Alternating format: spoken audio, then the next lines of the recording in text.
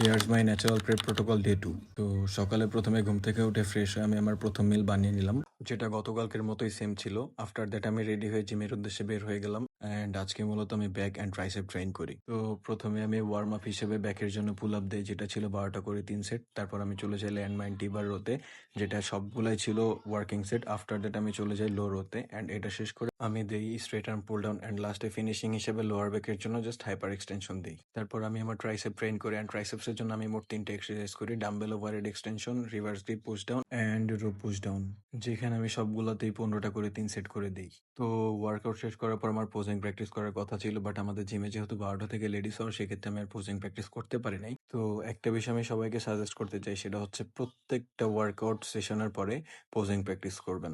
Regular যদি না পারেন, তাহলে সপ্তাহে 2 থেকে 3 দিন করার হইলেও ট্রাই করবেন।